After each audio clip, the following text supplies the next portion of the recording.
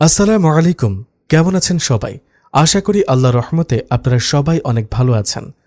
আজকের এই বিশেষ ঘটনাটি আমাদের কাছে লিখে পাঠিয়েছেন শেরপুর জেলার শ্রীবর্দী উপজেলার ভায়াডাঙ্গা মোল্লাপাড়া থেকে আমাদের অত্যন্ত প্রিয় জান্নাতুল মাওয়া জাকিয়া আপু। জাকিয়া আপুকে অসংখ্য ধন্যবাদ এত চমৎকার এবং জীবনধর্মী একটি গল্প আমাদের সাথে শেয়ার করার জন্য। পুরোটা সময় জুড়ে আপনাদের সাথে থাকছে আমি আপনাদের সবার প্রিয় কাজী মুগ্ধ মৌসুম। আর এই সুন্দর গল্পটিকে দৃশ্যপটে জীবন্ত করে তুলতে ভিডিও সম্পাদনায় রয়েছেন মোহাম্মদ জয়নাল আবেদিন সোহান। বন্ধুরা, আপনাদের জীবনে ঘটে যাওয়া কোনো গল্প বা আপনার নিজের লেখা কোনো কাহিনী যদি আমাদের চ্যানেলের মাধ্যমে সবার কাছে পৌঁছে দিতে চান, তবে দেরি না করে আজই পাঠিয়ে দিন আমাদের স্ক্রিনে দেওয়া মেইল অ্যাড্রেসে jkpersonalbd84@gmail.com অথবা আমাদের হোয়াটসঅ্যাপ নাম্বার 01738381084 এই নাম্বারে। তাহলে চলুন আর কথা না বাড়িয়ে সরাসরি চলে যায় আজকের মূল গল্পে। আমাতুল্লাহর ঘুম ভাঙল শীতল শুষ্ক অনুভূতি নিয়ে। ফজরের আজান হচ্ছে। আসসালাতু খায়রুম মিনান নাউম। ঘুম থেকে নামাজ উত্তম। সে আজান শুনে উঠে ফ্রেশ হয়ে ফজরের সালাত আদায় করে নিয়ে কিছুক্ষণ জিকির আজকার করল। এরপর সূরা ইয়াসিন তেলাওয়াত করে তার বাবার রুমের দিকে পা বাড়াল। আমাতুল্লাহ বলল, বাবা আসবো? শরীফুল ইসলাম বলল, হ্যাঁ মা আয়। গতরাতে মা বলেছিল তুমি নাকি আমাকে দেখা করতে বলেছ। কি বলতে চাও বাবা? বলবো বস এখানে। তোর পড়ালেখা তো শেষ। তোর মাদ্রাসার বড় হুজুর কল দিয়েছিল, বলল তোকে ওনারা ওই মাদ্রাসারই শিক্ষিকা হিসেবে রাখতে চায়। আমাতুল্লাহ বলল, এটা তো খুশির সংবাদ, আলহামদুলিল্লাহ। আজই তোকে মাদ্রাসায় যেতে হবে। ইবতেদায়ী বুখারির প্রথম সবক এর আয়োজনে নিমন্ত্রণ করা হয়েছে। আমাতুল্লাহ বলল, আচ্ছা বাবা, যাবো ইনশাল্লাহ, তুমি কোনো চিন্তা করো না। আচ্ছা বাবা, আমি তাহলে মাকে রান্নায় সাহায্য করতে গেলাম। কথা বলে চলে গেল আমাতুল্লাহ। শরীফুল ইসলাম মেয়ের যাওয়ার পানে অপলক তাকিয়ে আছেন। দেখতে দেখতে মেয়েটা কত বড় হয়ে গেল। আমাতুল্লাহ কিচেন রুমে গিয়ে মাকে সালাম দিল। আসসালামু আলাইকুম মা, শুভ সকাল, তোমার সকালটা রহমতপূর্ণ হোক। আফরোজা বেগম বলল, ওয়া আলাইকুম আসসালাম, আলহামদুলিল্লাহ। ঘুম কেমন হলো রে মা? আমাতুল্লাহ বলল, আলহামদুলিল্লাহ, ভালো হয়েছে মা। এখন দাও আমি তোমাকে সবজি কেটে দিই। না লাগবে না, তুই রুমে গিয়ে রেস্ট কর, আমি নাস্তা বানিয়ে নিয়ে যাচ্ছি। অগত্যা মায়ের জোরাজোরিতে কিছু করতে না পেরে রুমে এসে মাদ্রাসা যাওয়ার প্রস্তুতি নিতে শুরু করলো আমাতুল্লাহ। কিছুক্ষণ পর, মা আমি গেলাম, দোয়া করো। আফরোজা বেগম বললেন, আচ্ছা ভালো মতো যাস, ঘর থেকে বের হওয়ার দোয়া আর আয়াতুল কুরসি পাঠ করে নিস কিন্তু। ঠিক আছে মা, ফি আমানিল্লাহ।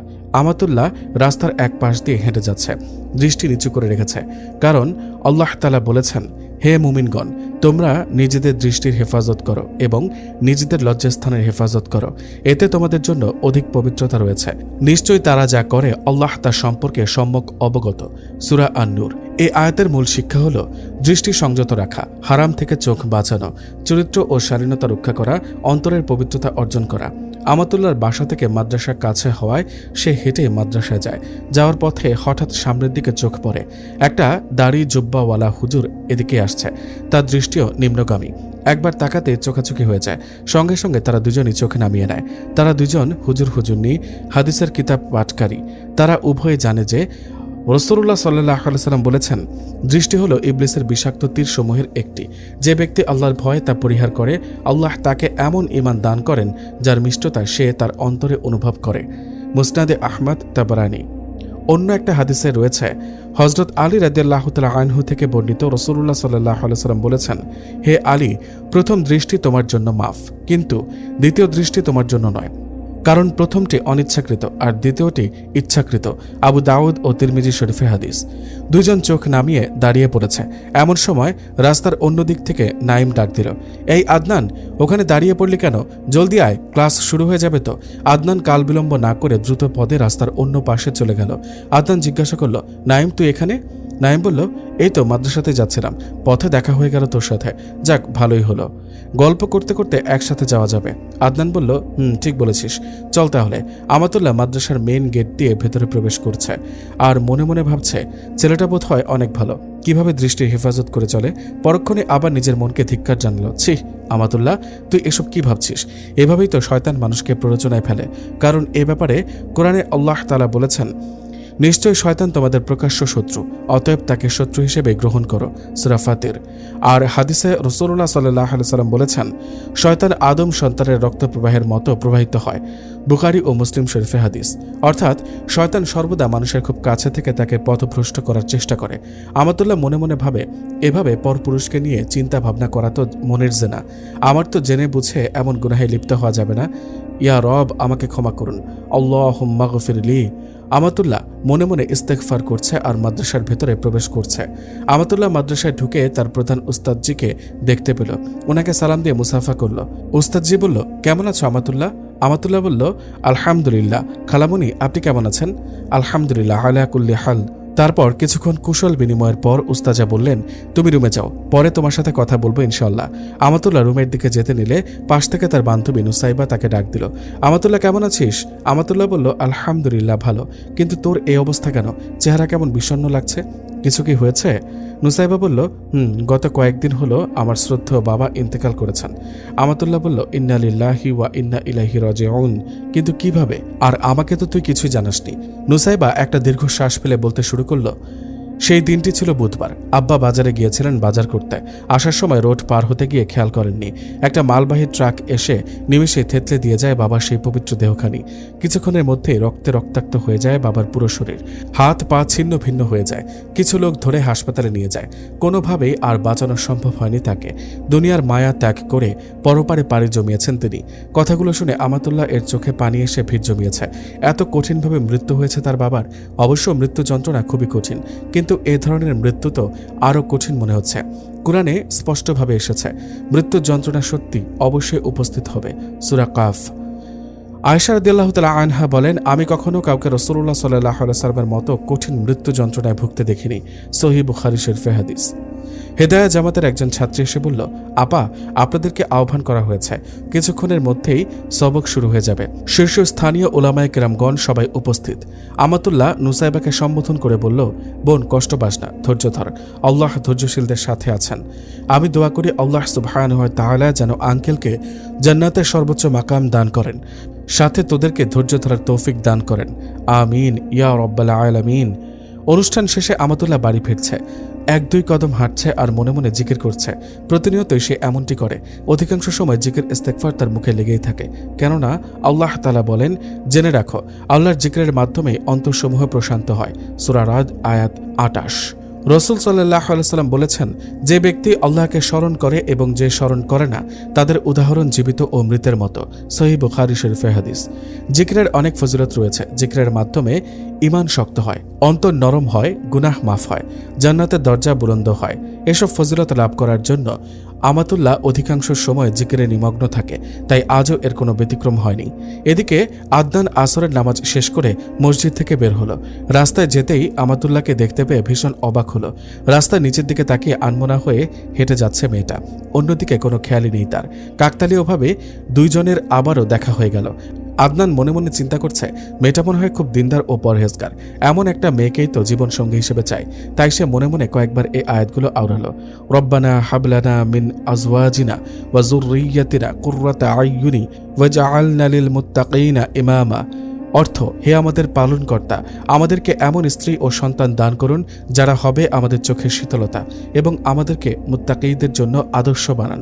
সূরা ফুরকান আয়াত ৭৪। আমাতুল্লাহ বাড়ি গিয়ে বোরকাটা খুলে মাকে খুঁজতে কিচেনে গেল। মা, কি করো? খেয়েছো দুপুরে? আফরোজা বেগম বললেন, হ্যাঁ আলহামদুলিল্লাহ, আমি খেয়েছি। তুই খেয়েছিলি? আমাতুল্লাহ বলল, হ্যাঁ আলহামদুলিল্লাহ, আমিও খেয়েছি। আফরোজা বেগম বললেন, আমাতুল্লাহ, বস এখানে, তোকে একটা কথা বলার আছে। কথাটা কিভাবে যে বলবো বুঝতে পারছি না। আচ্ছা মা, কি এমন কথা যে তুমি বলতে এত সংকোচ করছো? আফরোজা বেগম কিছুটা ইতস্তত ভাব নিয়ে বলল, আসলে মা, হয়েছে কি, তুই তো বড় হয়ে গেছিস, তোর বাবা তোকে বিয়ে দিতে চাচ্ছে, এজন্য তো তোর মতামতের প্রয়োজন। তোর কি কোনো পছন্দ আছে? আমাতুল্লাহ একটা দীর্ঘশ্বাস ফেলে বলল, মা, আমার কোনো পছন্দ নেই, তোমাদের পছন্দই আমার পছন্দ। ছোটবেলা থেকেই আমার ভালো মন্দ তোমরা খেয়াল রেখেছ, এখন তো আর খারাপ চাইবে না। এই বড় সিদ্ধান্তে আমি কেন মা? তোমাদের যা ভালো মনে হয় তাই করো, আমার কোনো আপত্তি নেই। আফরোজা বেগম বললেন, আলহামদুলিল্লাহ, শুনে খুব খুশি হলাম মা, আজ আমি সফল।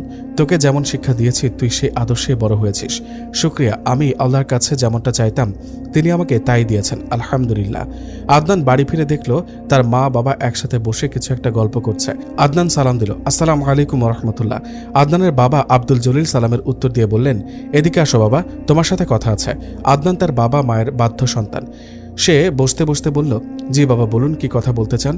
আব্দুল জলিল বলল, বাবা তুমি তো সামনের বছর দাওরা শেষ করবে ইনশাল্লাহ, তো আমরা চাচ্ছি এর আগেই তোমাকে বিয়ে করাতে।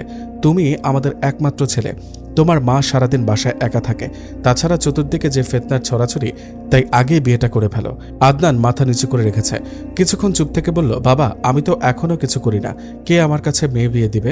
আব্দুল জলিল সাহেব বললেন, আমি তোমাকে আমার মাদ্রাসার দায়িত্ব বুঝিয়ে দেব ইনশাল্লাহ, তুমি দাওরা শেষ করে নাও। তাছাড়া তুমি তো হাফেজ হয়েছ, আপাতত নিজের পড়াশোনার পাশাপাশি হেফজখানায় ক্লাস করাবে তুমি, ঠিক আছে? আদনান বলল, জি বাবা, ইনশাল্লাহ, আপনি যা ভালো মনে করেন তাই হবে, আমার কোনো আপত্তি নেই। এদিকে আমাতুল্লাহ রুমে বসে বই পড়ছিল। কিছুক্ষণ পর বাইরে এসে বেলকনিতে দাঁড়ায়। রুমে আর মন টিকছে না।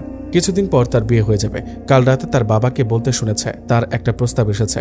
ছেলে দিনদার, তবে পড়াশোনা শেষ হয়নি এখনো। পরশু তাকে দেখতে আসবে। অবশ্য তার মা নাকি আমাতুল্লাহকে মাদ্রাসায় দেখেছিল, তবুও আবার আসবে তাকে দেখতে। আমাতুল্লাহ বাহিরের প্রকৃতির রূপ অবলোকন করছে আর এসব ভাবছে। বাহিরের আবহাওয়াটা যেন আজ মনখানা খুলে বসেছে। বাতাসে একটা অদ্ভুত নরম ভাব, যেন সে কিছু বলতে চায় কিন্তু শব্দ খুঁজে পাচ্ছে না। আকাশটা নির্ভর, তার বুকে ভাসমান মেঘগুলো অলস দুপুরের মতো ধীরে ধীরে সরে যায়। রোদের আলো গাছের পাতার ফাঁক দিয়ে মাটিতে পড়ে, ছোট ছোট স্বর্ণালী গল্প এঁকে দেয়। চারপাশে এক ধরনের স্থিরতা, তবুও সেই স্থিরতার মধ্যেই জীবনের নিঃশব্দ চলাচল। এই আবহাওয়ায় দাঁড়িয়ে মনে হয় সময়টা একটু থেমে থাকুক, শুধু এই মুহূর্তটুকু অনুভব করার জন্য। আমাতুল্লাহ একবার ভাবল, আচ্ছা বাবাকে তো বলতে শুনলাম ছেলেটার নাম আদনান, তাহলে এটা কি সেই ছেলে যার সাথে রাস্তা দেখা হয়েছিল? তার বন্ধু তাকে আদনান বলে ডেকে নিয়ে গেল? না না, আমি একটু বেশি ভাবছি। সে হতে যাবে কেন? অন্য কেউ তো হতে পারে। আমাতুল্লাহ মুক্ত বাতাসের পানে তাকিয়ে প্রভুর সঙ্গে সংলাপ করছে নীরবে। হে আমার রব, আমি তোমার কাছে কখনো কিছু চেয়ে নিরাশ হইনি। হে আরশের মালিক, তুমি আমাকে দান করো নেককার পরহেজগার জীবনসঙ্গী, যে হবে আমার প্রাণ ঢালা ভালোবাসার পাত্র, তোমার দেওয়ার সেরা উপহার। আমাতুল্লাহ মাঝে মধ্যে আকাশের দিকে তাকিয়ে দোয়া করে। রসুল সাল্লাল্লাহু আলাইহি সাল্লাম নিজেও আকাশের দিকে তাকিয়ে দোয়া করতেন, এটা সুন্নাত। অন্যদিকে আদনান মাকে বলল, মা তোমার কোনো কাপড় থাকলে দাও তো, আমি ধুয়ে দেব, এখন গোসল করতে যাচ্ছি। মঞ্জুরা খাতুন আদনানের মা বললেন, না বাবা, তুমি কেন কাপড় ধুয়ে দেবে?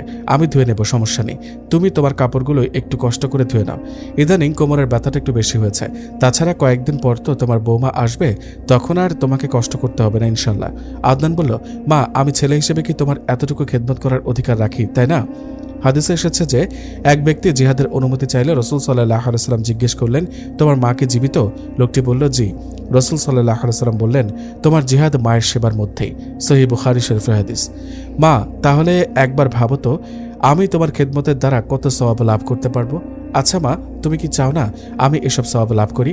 মঞ্জুরা খাতুন হেসে দিলেন, বললেন, পাগল ছেলে আমার, একদম বাপের মতো হয়েছে। আদনানের বাবা এদিকে আসছিলেন। তাদের কথোপকথন দেখে বললেন, তোমরা মা ছেলে আমার নামে কি ষড়যন্ত্র করছো?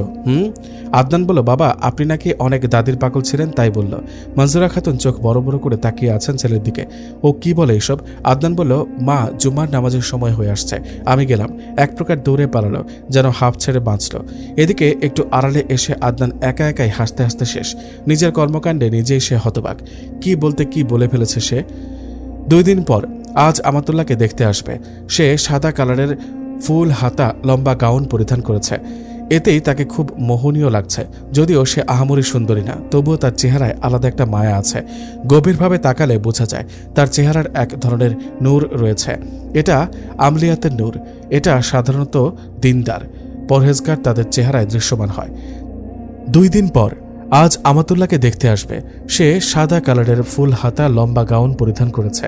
এতেই তাকে খুব মোহনীয় লাগছে। যদিও সে আহামরি সুন্দরী না, তবুও তার চেহারায় আলাদা একটা মায়া আছে। গভীরভাবে তাকালে বোঝা যায় তার চেহারায় এক ধরনের নূর রয়েছে। এটা আলমিয়াতের নূর। এটা সাধারণ দিনদার পরহেজগার তাদের চেহারায় দৃশ্যমান হয়। আমাতুল্লাহর খুব নার্ভাস লাগছে। বালেগা হওয়ার পর কখনো সে কোনো ছেলের সামনে যায়নি। ছোটবেলা থেকে সে খুব লাজুক টাইপের। একদিনের ঘটনা, ঈদের 3 দিন আগে তার ছোট মামা এসেছিল তাদের দাওয়াত দিতে। আমাতুল্লাহ তখন নাহবেমির জামাতের ছাত্রী। মাদ্রাসা থেকে ছুটি পেয়ে বাসায় এসেছে। ড্রয়িং রুমে মামাকে দেখতে পেল। মামা জিজ্ঞেস করলেন, কেমন আছো মামনি? আমাতুল্লাহ ভালো আছি বলে এক দৌড়। আর দেখা যায়নি তাকে। লজ্জায় আর মামার সামনে আসেনি। আফরোজা বেগম আমাতুল্লাহকে ডাক দিলেন, মা হয়েছে তোর? আমাতুল্লাহ ক্ষীণ স্বরে জবাব দিল, জি মা হয়েছে।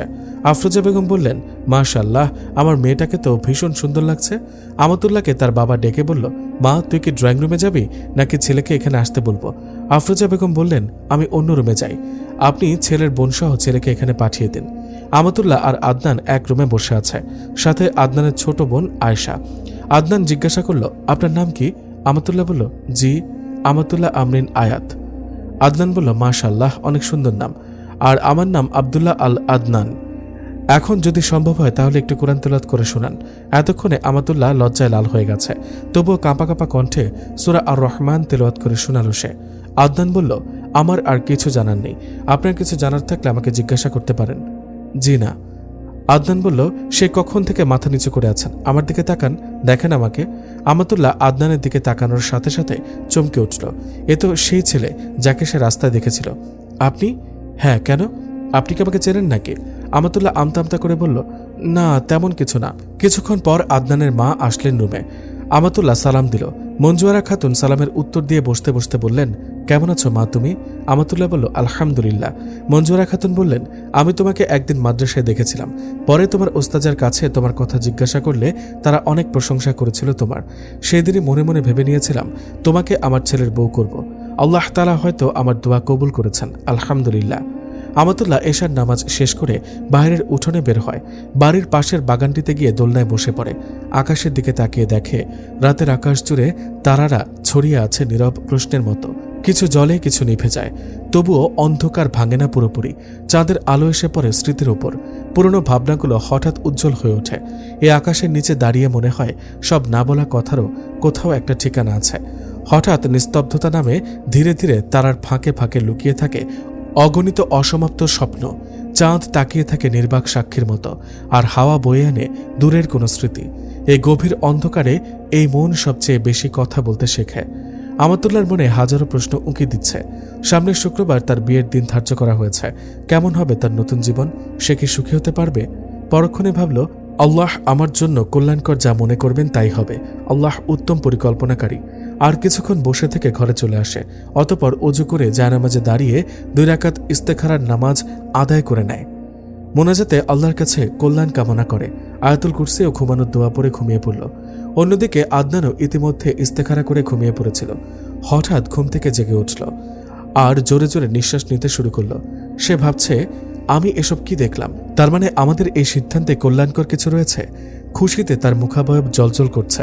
আদনান স্বপ্ন দেখেছে বিছানায় শুয়ে আছে, আর আমাতুল্লাহ তার বিছানার এক পাশে বসে আছে আর মুচকি মুচকি হাসছে। আজ শুক্রবার, আদনান ও আমাতুল্লাহর বিয়ে। রুমে একা একা বসে আছে আমাতুল্লাহ। তার মা রুমে এসে বললেন, শোন, মা হিসেবে আজ তোকে কিছু কথা বলি, মনোযোগ দিয়ে শুনবি। আজ থেকে তুই শুধু আমার মেয়ে না, তুই কারো স্ত্রী। ইনশাআল্লাহ একদিন কারো মাও হবি। আল্লাহকে ভয় করে চলবি। সুখে দুঃখে সব অবস্থায় নামাজ আর দোয়া আঁকড়ে ধরবি। স্বামীর সম্মান করবি। কখনো তার মতের অমিল হলে উচ্চস্বরে নয়, সুন্দরভাবে কথা বলে বুঝাবি। সবর করতে হবে। সব কথা সঙ্গে সঙ্গে বলা জরুরি নয়। নীরবতাও অনেক সময় ইবাদত। সংসারের গোপন কথা বাইরে বলবি না। ঘরের কথা ঘরেই থাকবে। শ্বশুরবাড়ির মানুষকে আপন করে নিবি। সবাই একরকম হবে না, তবুও তুই যেন উত্তম আখলাক দেখাস। নিজের মর্যাদা ভুলবি না। ভালোবাসা মানে সহ্য করা, সম্মানের সাথে থাকা, ভালোবাসা প্রকাশ করবি। ছোট ছোট যত্ন, মিষ্টি কথা, এভাবেই সংসার সুন্দর হয়। মারে, সবশেষে বলি, ভুল করলে ক্ষমা চাইবি, আল্লাহর নিকট তওবা করবি, আর প্রয়োজন হলে আমার কাছে আসবি। আমার দোয়া সবসময় তোর সাথে থাকবে। আল্লাহ তাআলা তোর নতুন জীবনকে সুন্দর ও বরকতময় করুন, আমিন। এসব বলে তিনি চোখ মুছতে মুছতে বের হয়ে গেলেন। এদিকে আমাতুল্লাহর কান্নাও যেন আর বাঁধ মানছে না। অঝোর ধারায় ঝরে পড়ছে চোখের অশ্রুকণা। আদনানদের বাড়ি থেকে গুটি কয়েক লোকজন এসেছে। মূলত আদনান এবং তার বাবা জানেন অধিক সংখ্যক মানুষ নিলে খরচ বেশি হবে। আর কোরআনে আল্লাহ তাআলা বলেছেন, নিশ্চয়ই অপচয়কারীরা শয়তানের ভাই। সূরা ইসরা আয়াত 27। হাদিসে রাসূলুল্লাহ সাল্লাল্লাহু আলাইহি ওয়াসাল্লাম বলেছেন, সবচেয়ে বরকতময় নিকাহ হলো যে নিকাহে খরচ কম হয়। মুসনাদে আহমদ আল বাইহাকি। হাদিসটি হাসান হিসেবে গ্রহণযোগ্য। বেশি খরচ, বরকত কম। সহজ আয়োজন, আল্লাহর রহমত। লোক দেখানো, সামাজিক চাপ, সুন্নাহ বিরোধী। সামর্থ্যের মধ্যে বিয়ে, সুন্নাহ সম্মত। মূলত এসব কিছু ভেবেই তারা এ সিদ্ধান্ত নিয়েছেন। আসরের নামাজের পর খুব ঘরোয়াভাবেই আমাতুল্লাহ ও আদনানের বিয়েটা সম্পন্ন হলো। খাওয়া দাওয়ার পর্ব শেষ করে এখন বিদায়ের পালা। বিদায় শব্দটা ছোট হলেও এর অর্থটা খুবই বেদনাদায়ক। কালের পরিবর্তনে সব মেয়েদের জীবনেই এই বিদায়ী ঘণ্টা বেজে ওঠে, আর এই বিদায় শব্দটা যেন কান্না ও বেদনায় সংমিশ্রিত। সকল কান্না ও বেদনার মধ্য দিয়েও অনিচ্ছা সত্ত্বেই বিদায় নিতে হয়। এই বিদায় নামক নিষ্ঠুর জিনিসটা নিজ আপনজনদের থেকে আলাদা করে দেয়। সময়ের ব্যবধানে অশ্রুসিক্ত নয়নে সব মেয়েকেই এই বিদায় নিতে হয়। আজ আমাতুল্লাহকেও নিতে হচ্ছে। আমাতুল্লাহ বাসর ঘরে বসে আছে সেই কখন থেকে। কিছুক্ষণ পর আদনান রুমে প্রবেশ করে আমাতুল্লাহকে সালাম দিল। আমাতুল্লাহ ক্ষীণ স্বরে সালামের জবাব দিল। সে যেন লজ্জায় মরে যাচ্ছে। এমন অনুভূতি কেন হচ্ছে তার জানা নেই। আদনান জিজ্ঞাসা করল, কেমন আছেন আপনি? আমাতুল্লাহ বলল, জি আলহামদুলিল্লাহ। আদনান অপলক নয়নে তাকিয়ে আছে আমাতুল্লাহর দিকে। এ চাহনিতে নেই কোনো লালসা, নেই কোনো হারিয়ে ফেলার ভয়, আছে শুধু এক বুক ভালোবাসা ও ভরসা। আদনান আমাতুল্লাহর দিকে একটা খাম বাড়িয়ে দিল। আমাতুল্লাহ তার দিকে জিজ্ঞাসু দৃষ্টিতে তাকালো। আদনান বলল, এটা আপনার মহারানা, আমার সামর্থ্যের মধ্যে নির্ধারণ করা হয়েছে। এতে কি আপনি খুশি নন? আমাতুল্লাহ মুচকে এসে বলল, জি আলহামদুলিল্লাহ, তবে আপনি এটা আপনার কাছে রেখে দিন। আদনান বলল, না, তা কি করে হয়? এটা আপনার হক। আল্লাহ তাআলা তো কোরআনে বলেছেন, তোমরা স্ত্রীদেরকে তাদের মোহর সন্তুষ্ট চিত্তে প্রদান করো। সূরা নিসা আয়াত 4। তোমরা স্ত্রীদেরকে তাদের মোহর সন্তুষ্ট চিত্তে প্রদান করো। সূরা নিসা আয়াত 4। রাসূলুল্লাহ সাল্লাল্লাহু আলাইহি ওয়াসাল্লাম বলেছেন, যে ব্যক্তি কোনো নারীকে বিবাহ করল এই নিয়তে যে সে তার মোহর পরিশোধ করবে না, সে ব্যভিচারকারী। সুনানে ইবনে মাজাহ। এখন বুঝলেন তো, সেজন্য আমি আপনার প্রাপ্য হক আদায় করে দিচ্ছি, আপনি রেখে দিন। আপনার যখন যেভাবে ইচ্ছা খরচ করতে পারবেন। এই বলে আদনান খামটা আমাতুল্লাহর হাতে ধরিয়ে দিল এবং তার মাথায় হাত দিয়ে এই দোয়া পাঠ করলেন। কেননা নবী করিম সাল্লাল্লাহু আলাইহি সাল্লাম বলেছেন, স্বামী যেন স্ত্রীর মাথায় হাত রেখে এই দোয়া পড়ে। অর্থ, হে আল্লাহ, আমি তার কল্যাণ ও যে কল্যাণের ওপর আপনি তাকে সৃষ্টি করেছেন তা চাই, আর তার অনিষ্ট ও যে অনিষ্টের ওপর তাকে সৃষ্টি করেছেন তা থেকে আপনার কাছে আশ্রয় চাই। সুনানে আবু দাউদ। নতুন দাম্পত্য জীবনের শুরুর লগ্নে স্বামী স্ত্রী 2 রাকাত শুকরিয়া নামাজ আদায় করা মুস্তাহাব। আদনান ও আমাতুল্লাহ নামাজ শেষ করে আল্লাহর কাছে কল্যাণের দোয়া করল। আদনানের মোনাজাত শুনে আমাতুল্লাহর চোখ দিয়ে পানি ঝরে পড়ছে এবং মনে মনে আমিন বলছে, হে আল্লাহ, তুমি আমাদেরকে যে অগণিত নিয়ামত দান করেছ, সুস্থতা, ঈমান, পরিবার, জীবন ও শান্তি, সবকিছুর জন্য তোমার শুকরিয়া। তুমি যা দিয়েছ তাতে আমাদের সন্তুষ্ট রাখো এবং কখনো তোমার নিয়ামতের নাশুকরি করা থেকে আমাদেরকে হেফাজত করো। ওগো আমার রব, তোমার যে সমস্ত নিয়ামত আমাদের ওপর রয়েছে তার জন্য ধন্যবাদ তোমাকে। কবুল করো মালিক, আমিন ইয়া রব্বুল আলামিন। আদনান ও আমাতুল্লাহ এখনও জায়নামাজে বসে আছে। আদনান বলল, আমাতুল্লাহ, তুমি বসো, আমি একটু আসছি। কথাটা তার কাছে ভীষণ ভালো লাগলো। আদনান তাকে তুমি বলে ডেকেছে। মনের প্রশান্তির ফোয়ারা বইতে লাগলো।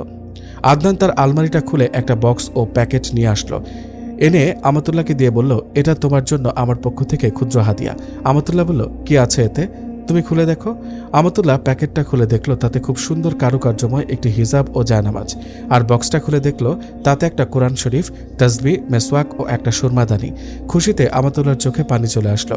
সে কখনো ভাবেনি যে তার জীবন সঙ্গীর পক্ষ থেকে এত সুন্দর হাদিয়া পাবে। আদনান বলল, তুমি কাঁদছো কেন? পছন্দ হয়নি তোমার? আমাতুল্লাহ বলল, প্রিয় প্রিয় জিনিসগুলো প্রিয়জনের থেকে হাদিয়া পেয়েছি, তাই খুশিতে চোখ থেকে পানি চলে আসছে। আদনান মুচকে হাসলো, বলল, তোমাকে একটা কথা জিজ্ঞেস করি, কিছু মনে করবে না তো? মোটেও না, আপনি নিঃসংকোচে বলতে পারেন। না, মানে তুমি কি কখনো কোনো ছেলেকে ভালোবাসোনি? আমাতুল্লাহ হাসতে হাসতে খুন। আদনান মুগ্ধ নয়নে তাকিয়ে আছে আমাতুল্লাহর দিকে। কি সুন্দর মেয়েটার হাসি। কিছুক্ষণ পর আমাতুল্লাহ হাসি থামিয়ে বলল, আমি আমার স্বামীর জন্য কোনো প্রেমিক পুরুষের জন্য নয়। আমার সকল ভালোবাসা শুধু আমার স্বামীর জন্যই আমানত, ভিন্ন কারোর জন্য নয়। তো আপনি কি কাউকে পছন্দ করতেন নাকি? আদনান বলল, না, আমিও কাউকে ভালোবাসিনি, তবে একদিন রাস্তায় একটা মেয়ের সাথে দেখা হয়েছিল। দেখে মনে হয়েছে অনেক ভালো ও দিনদার। মনে মনে দোয়া করেছে আল্লাহ তাআলা যেন আমাকে এমন একজন জীবনসঙ্গিনী দান করেন। কথাটা শুনে আমাতুল্লাহ মুচকি মুচকি হাসতে লাগলো। আদনান বলল, কি হলো, তুমি হাসছো কেন? আমি কি হাসার মতো কিছু বলেছি? আমাতুল্লাহ বলল, আল্লাহ তাআলা আপনার দোয়া কবুল করেছেন, আলহামদুলিল্লাহ আলহামদুলিল্লাহ। আদনান অবাক হয়ে তাকিয়ে আছে আমাতুল্লাহর দিকে। আদনান বলল, কি বলতে চাচ্ছ তুমি? আমি এটাই বলতে চাচ্ছি, আপনি রাস্তায় যে মেয়েকে দেখেছেন সেই মেয়েটা অন্য কেউ নয়, আপনার সামনে বসে থাকা মানুষটাই। আদনান বলল, তুমি বসো, আমি আগে একটা শুকরানা সিজদা দিয়ে আসি। আদনান সিজদায় পড়ে আল্লাহর সমীপে আনন্দ অশ্রু বিসর্জন দিয়ে বলতে লাগলো, হে আমার রব, আমি আপনার কাছে যা চেয়েছি আপনি আমাকে তার চেয়েও বেশি দান করেছেন। হে আমার প্রতিপালক, আপনার মহান সত্তা ও পরাক্রমের মর্যাদা অনুযায়ী আপনারই জন্য সমস্ত প্রশংসা। আপনি আমাকে যা দিয়েছেন তাতে বরকত দিন এবং আমাকে আপনার কৃতজ্ঞ বান্দাদের অন্তর্ভুক্ত করুন। আদনান বলল, আমাতুল্লাহ ছাদে যাবে? চলো না জ্যোৎস্না বিলাস করি। আমার কাছে রাতের আকাশ অনেক ভালো লাগে, আর সাথে যদি প্রিয় মানুষটা থাকে তাহলে তার কথাই নেই। আমাতুল্লাহ খুশি হয়ে বলল, ঠিক আছে চলেন। দুজনে ছাদের গ্রিল ধরে পাশাপাশি দাঁড়িয়ে আছে। মনের মধ্যে প্রশান্তির ছোঁয়া বিরাজমান। রাতের নিস্তব্ধ আকাশে জ্যোৎস্নার হালকা আলো মনে রাখে অমলিন স্বপ্ন আর নীরব ভালোবাসা। জ্যোৎস্নার নরম আভাস ছুঁয়ে যায় মনে। নীরব রাতের বুকে হাওয়ায় ভাসে সব ক্লান্তি। প্রতিটি আলো, প্রতিটি ছায়া বলে এই মুহূর্তটায় শুধু তুমি আর আমি, এবং চিরন্তন নীরবতার মধুর বিলাস। আমাতুল্লাহ ফজরের সালাত শেষ করে সূরা ইয়াসিন পাঠ করছে, কারণ হাদিসে বলা হয়েছে ইয়াসিন সূরা হলো কোরআনের হৃদয়। সহিহ মুসলিম শরীফে হাদিস। তাই তো সে প্রতিনিয়তই সূরা ইয়াসিন পাঠ করে, কখনো মিস দেয় না। আদনান মসজিদ থেকে এসে দেখে আমাতুল্লাহর মধুর সুরে কোরআন তেলাওয়াত করছে। সে আমাতুল্লাহর কোলে মাথা রেখে শুয়ে পড়ল। আমাতুল্লাহ তেলাওয়াত শেষ করে মায়া ভরা চোখে তাকালো আদনানের দিকে। আদনান বলল, তোমার তেলাওয়াত অনেক সুন্দর, মাশাআল্লাহ, বারাকাল্লাহু ফিহি। আমাতুল্লাহ একটা মুচকি উপহার দিয়ে বলল, শুকরিয়া জনাব, এখন আপনি একটু রেস্ট করুন, আমি শাশুড়ি মায়ের কাছে যাচ্ছি। আদনান বলল, আচ্ছা ঠিক আছে যাও। আমাতুল্লাহ তার শাশুড়ি রুমের দিকে যাচ্ছিল। হঠাৎ কারো কণ্ঠ শুনতে পেয়ে থমকে দাঁড়ায়। মনে হচ্ছে কেউ ফোনে কথা বলছে, কিন্তু তার কথাগুলো সাধারণ কোনো কথা নয়, যেমনটা কোনো মেয়ে প্রেমিক পুরুষের সাথে বলে থাকে। আমাতুল্লাহ মনে মনে ইস্তেগফার পাঠ করছে। দরজায় কড়া নাড়ার শব্দে আয়শা ঘাবড়ে গেল। মনে মনে ভাবছে কেউ আবার শুনে ফেলেনি তো। আমাতুল্লাহ সালাম দিল, আসসালামু আলাইকুম, আয়শা আসবো? আয়শা কাপা কণ্ঠে জবাব দিল, ওয়ালাইকুম আসসালাম, জি ভাবি আসেন। আয়শার তো রীতিমতো কাঁপাকাঁপি শুরু হয়ে গেছে। মনে মনে খুব ভয় হচ্ছে তার, না জানি ভাবি কোনো কিছু শুনে ফেলেছে কিনা। রুমে ঢুকে আমাতুল্লাহ বলল, কি করো বোন? আয়শা তুতলাতে তুতলাতে বলল, মানে তেমন কিছু না ভাবি, এমনি বসেছিলাম আর কি। কিছু বলবেন? আমাতুল্লাহ বলল, বোন যদি কিছু মনে না করো তাহলে একটা কথা বলি। আসলে লুকিয়ে কারো কথা শোনা ঠিক না, হাদিসে নিষেধ করা হয়েছে। আমি অনিচ্ছাকৃত ভাবি তোমার কিছু কথা শুনে ফেলেছি। তুমি কি কারোর সাথে হারাম সম্পর্কে জড়িত? আমার কেন জানি মনে হলো। আয়শা ঘেমে একাকার। তার মানে সত্যি ভাবি শুনে ফেলেছেন? আমাতুল্লাহ বলল, শোনো বোন, ভয়ের কিছুই নেই, আমাকে নির্দ্বিধায় সবটা বলতে পারো। আয়শা বলল, আসলে ভাবি আমি কয়েকদিন যাবৎ একটা ছেলের সাথে কথা বলি, তাকে আমার খুব ভালো লাগে, যদিও সামনাসামনি কখনো দেখিনি তাকে। ফেসবুক থেকে পরিচয়, আমাদের পাশের এলাকাতেই থাকে, আমার বান্ধবীর ভাই। ও একদিন বলেছিল তার ভাই অনেক ভালো মানুষ। প্লিজ ভাবি আপনি বাবা ভাইয়াকে কিছু জানাবেন না দয়া করে, তারা জানলে আমাকে আস্ত রাখবে না। আমাতুল্লাহ বলল, শোনো আয়শা, তুমি তো মাদ্রাসায় পড়ো, তোমার তো জানার কথা বিবাহের পূর্বে প্রেম হারাম। আয়শা বলল, ভাবি আমাদের সম্পর্কটা তেমন না, আমরা কখনো দেখা পর্যন্ত করিনি, শুধুমাত্র কথা বলি, তাহলে হারাম হবে কেন? আমাতুল্লাহ বলল, শোনো বোন, কোরআনে আল্লাহ তাআলা বলেছেন, আর তোমরা জেনার ধারের কাছেও যেও না, নিশ্চয়ই এটা অশ্লীল ও নিকৃষ্ট পথ, সূরা বনী ইসরাইল। আর হাদিস শরীফে আছে, কোনো বেগানা নারীর দিকে দৃষ্টি দেওয়া চোখের জিনা, অশ্লীল কথাবার্তা বলা জিহ্বার জিনা, আর ব্যভিচারের উদ্দেশ্যে হেঁটে যাওয়া পায়ের জিনা, খারাপ কথাবার্তা শোনা কানের জিনা, আর মনে মনে জিনার আশঙ্কা করা মনের জিনা। অতঃপর লজ্জাস্থান একে পূর্ণতা দেয় অথবা অপূর্ণ রেখে দেয়। সহিহ বুখারী শরীফের হাদিস। আমাতুল্লাহ আয়শাকে বোঝাচ্ছে, শোনো আয়শা, প্রেম ভালোবাসা হলো মানুষের অন্তরের একটি বিশেষ অবস্থার নাম, যা কারো প্রতি আবেগ, অনুভূতি ও মায়ার সংমিশ্রণে সৃষ্টি হয়। এমন মায়া অনুভূতি যার অন্তরে তৈরি হয় তাকেই প্রেমিক বলে। তবে এই প্রেম প্রকৃত প্রেম নয়। আল্লাহ তাআলা ও তার রাসূলের জন্য যে প্রেম, সেটাই হচ্ছে প্রকৃত প্রেম, যা ছাড়া কোনো মানুষ পূর্ণ ঈমানদার হতে পারবে না। আর দুনিয়ার কাউকে ভালোবাসলেও সেটা আল্লাহর জন্যই ভালোবাসতে হবে। কিন্তু আমাদের সমাজে প্রেম বলতে যা প্রচলিত হয়েছে সেটা নিছক অবৈধ সম্পর্ক ও গর্হিত কাজ, অশ্লীল ও জঘন্য কর্ম। এটা মানুষকে পাপের সাগরে ডুবিয়ে দেয়। এটা এক প্রকার মরীচিকা, যা আল্লাহর রহমত ও স্মরণ থেকে দূরে সরিয়ে দেয়। পবিত্র কোরআনে আল্লাহ পাক বলেছেন, হে মুমিনগণ, তোমাদের ধন সম্পদ ও সন্তান সন্ততি যেন আল্লাহর স্মরণ থেকে তোমাদের গাফেল না করে। যারা এরূপ করে তারাই তো ক্ষতিগ্রস্ত। সূরা মুনাফিক।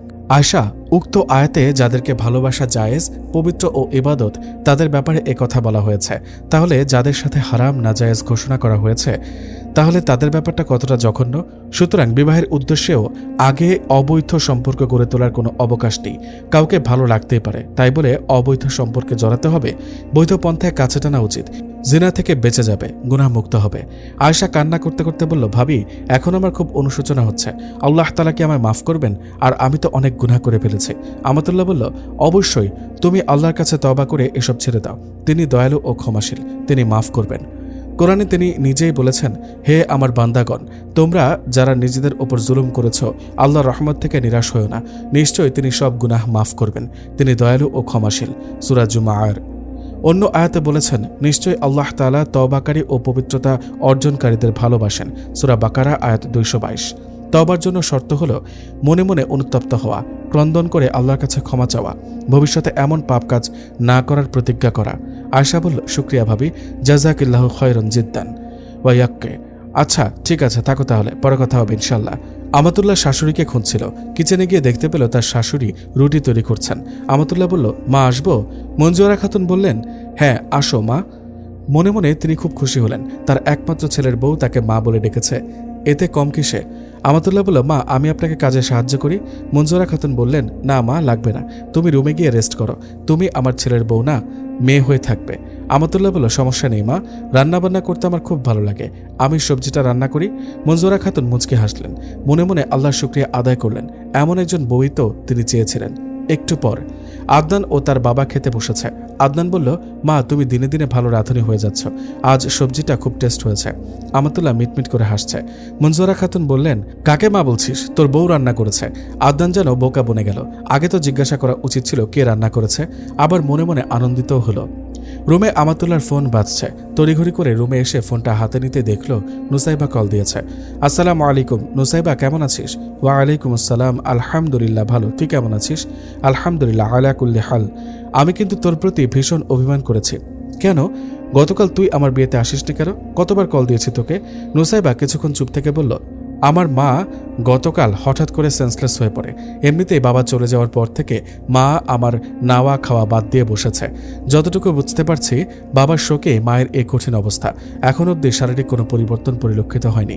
এখন আমরা হাসপাতালে আছি। বাবা হারা হয়ে আমি বুঝতে পারছি জীবনটা বড় কঠিন। কখনো ভাবিনি সবকিছু এমন এলোমেলো হয়ে যাবে। জীবনটা যেন থেমে গেছে। একা একা অসুস্থ মায়ের চিকিৎসা করাতে হিমশিম খেতে হচ্ছে। বাবা নামক বটগাছটা যে আর নেই, কে দাঁড়াবে আমার পাশে ছায়া হয়ে? আমাতুল্লাহ দুই চোখ হতে গাল বেয়ে টপ টপ করে নোনা জল গড়িয়ে পড়ছে। কি বলে সান্ত্বনা দিবে সে নুসাইবাকে? সে কোনো ভাষা খুঁজে পাচ্ছে না। আমাতুল্লাহ বলল, এই খবরটা তুই আমাকে জানাসনি কেন? নুসাইবা বলল, কিভাবে জানাবো বল, আমি কি সেই সুযোগটা পেয়েছি? তাছাড়া গতকাল তোর বিয়ে হয়েছে, যদি জানতাম তুই খুব টেনশন করতি। কষ্ট দিতে চাইনি তোকে রে।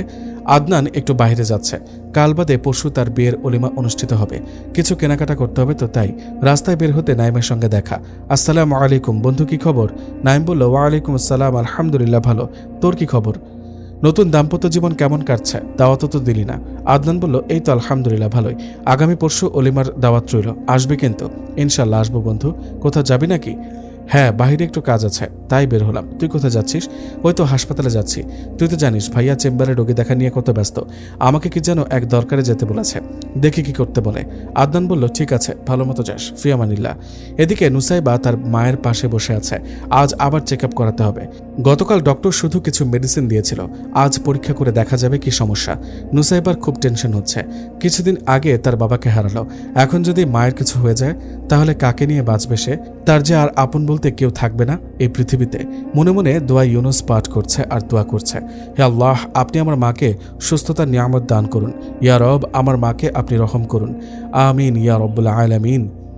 এমন সময় ডক্টর শাহরিয়ার শান্ত নিজের চেম্বারে বসে রোগী দেখছিলেন। নাইম এসে বলল, আসসালামু আলাইকুম ভাইয়া, আসবো?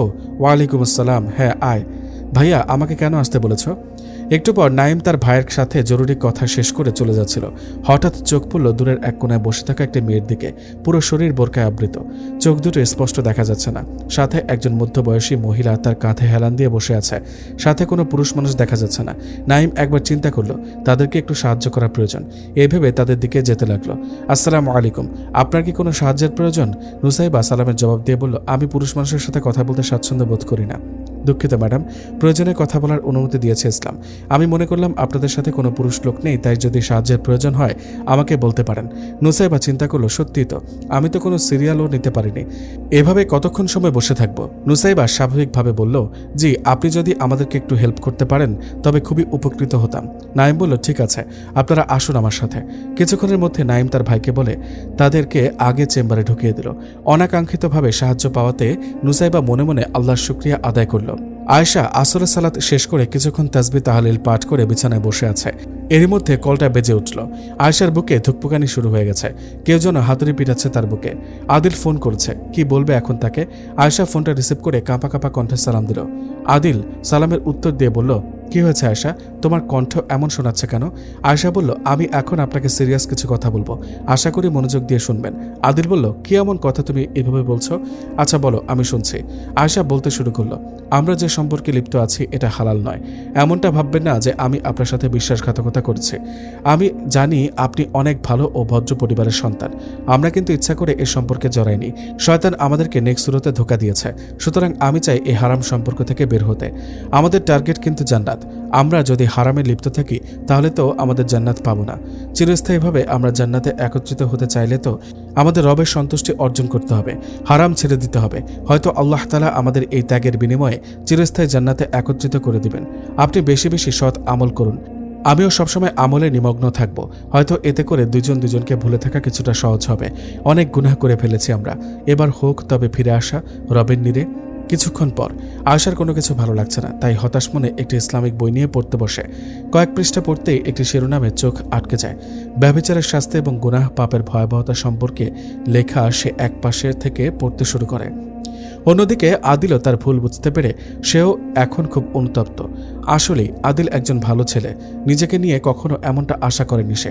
শয়তানের প্ররোচনায় পড়ে এমন গুনাহে লিপ্ত হয়েছে। অথচ আল্লাহ তাআলা বলেন, তোমরা প্রকাশ্যে ও অপ্রকাশ্যে গুনাহ পরিহার করো। নিশ্চয় যারা গুনাহ করবে অতি সত্ত্বর তাদেরকে তাদের কৃতকর্মের প্রতিদান দেওয়া হবে। সূরা আল আনআম। আর রাসূল সাল্লাল্লাহু আলাইহি সাল্লাম বলেছেন, হে উম্মতে মুহাম্মাদী, মহান আল্লাহ তাআলার কসম, আল্লাহর কোনো বান্দা বান্দি জিনা করলে মহান আল্লাহর চাইতে বেশি অপছন্দকারী কেউ নেই। হে উম্মতে মুহাম্মাদী, মহান আল্লাহর কসম, আমি যা জানি তা যদি তোমরা জানতে তাহলে অবশ্যই তোমরা কম হাসতে, বেশি বেশি কাঁদতে। সহিহ বুখারী শরীফের হাদিস। পাপের পরিণাম অত্যন্ত ভয়াবহ। পৃথিবীতে যেমন পাপের প্রায়শ্চিত্ত ভোগ করতে হয়, আখিরাতেও তেমনই পাপের ফল হবে। জাহান্নামের আগুন প্রকাশ্যে করা পাপের চেয়ে গোপনে করা পাপ বেশি ভয়াবহ। কারণ গোপনে যে পাপে লিপ্ত হয় সে জেনে বুঝে সচেতনভাবেই লিপ্ত হয়। এর কারণে তার অন্তর থেকে তাকওয়া তথা আল্লাহর ভয় দূর হয়ে যায়। পাথরের মতো শক্ত হতে থাকে তার কলব মানে মন। ফলে আল্লাহর ভয় জাগ্রত হয় না। এক পর্যায়ে কোনো আমলে মন বসে না, ইবাদত করতে মন চায় না, কোরআন তেলাওয়াতে তেমন মধুর লাগে না, মোনাজাতে চোখে পানি আসে না। এভাবে ক্রমান্বয়ে সে ধ্বংস ও অধঃপতনের দিকে এগোতে থাকে। সে বাঁচতে চায় কিন্তু বাঁচতে পারে না। এক পর্যায়ে অবস্থাটা এমন ভয়াবহ হয় যে তার ঈমান পর্যন্ত নষ্ট হয়ে যায়। ফলে সে ঈমান হারা হয়ে মৃত্যুবরণ করে। আয়েশা এগুলো পড়ে, তারপর আদিলের কাছে শেয়ার করে বলল, আমার খুব ভয় হচ্ছে এখন। আদিল বলল, ভয়ের কিছু নেই আয়েশা, আল্লাহর কাছে বিশুদ্ধ মনে তওবা করো, তিনি অবশ্যই আমাদেরকে ক্ষমা করে দিবেন। আল্লাহর রহমত হতে নিরাশ হও না কখনো, তিনি তওবা কবুলকারী। আয়েশা, আমরা তো সৌভাগ্যবান, আল্লাহ আমাদেরকে ভুল বুঝতে দিয়েছেন এবং ফিরে আসার মন মানসিকতা দিয়েছেন। সুতরাং এখনও সময় আছে, চলো ফিরে যাই রবের কাছে। উভয়ই আন্তরিকভাবে তওবা করে প্রভুর কাছে ক্ষমা প্রার্থনা করল। মূল কথা হচ্ছে, ভালো তো তাকে বাসা উচিত যাকে মনে মনে ডাকলেও শোনেন, যিনি অন্তরের খবর রাখেন, যাকে মুখ ফুটে বলতে হয় না আমি আপনাকে ভালোবাসি। সেই রবকেই ভালোবাসা উচিত, যিনি কষ্ট দেন না, যিনি সবচেয়ে বেশি ভালোবাসেন আমাদেরকে।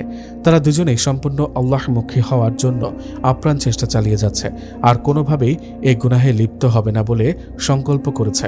তারা দুজনেই বেশি ইস্তেগফার করছে ও প্রতিনিয়ত তাহাজ্জুদ আদায় করে আল্লাহর কাছে সাহায্য প্রার্থনা করছে।